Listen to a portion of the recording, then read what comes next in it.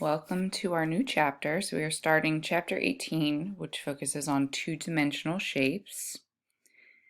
If we take a look, these are some of the things that we will be covering. Classifying polygons, so we will learn what a polygon is if you don't know already.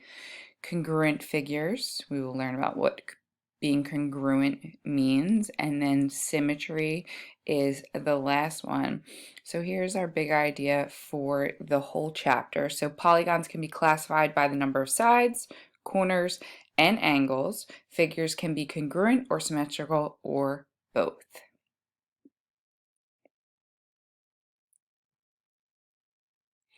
So we want to start with recalling our prior knowledge from previous chapters. So it starts with counting the number of sides, corners, and angles of these shapes. So now a circle has no sides because it doesn't have any straight lines, no corners, and no angles. Triangle has 3 sides, 3 corners, 1, 2, 3, and then 3 angles.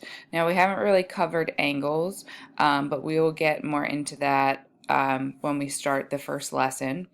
And then a square, 4 sides, 4 corners, 4 angles. Same thing with a rectangle, same thing with a trapezoid, and same thing with a hexagon. Now, if you can notice a pattern right off the bat, each row is the same. So if it has 3 sides here, it had 3 corners and 3 angles.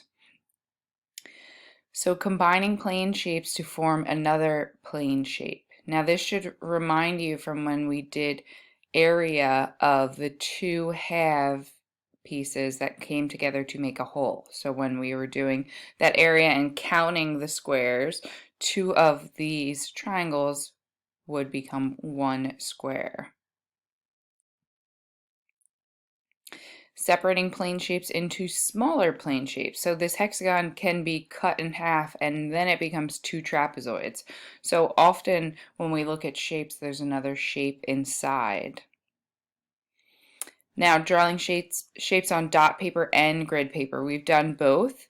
This you can mess around with on the Geoboard app that you have on your iPad. Grid paper, most likely you don't have that. I have to check if there's a setting that you guys can use on your Geoboard to try grid paper, but it's essentially the same idea of being able to draw shapes on there. And then, so angles. Angles are these yellow highlighted parts, okay? So that is right in these corners. It is showing us the angles. So this triangle has 3 angles, and then the trapezoid has 4 angles. So each angle is formed by 2 sides meeting at a point.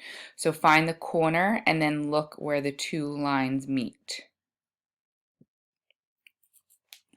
So you are going to be completing this quick check today. Use the previous slides to help you. So you have this page and then you have one more.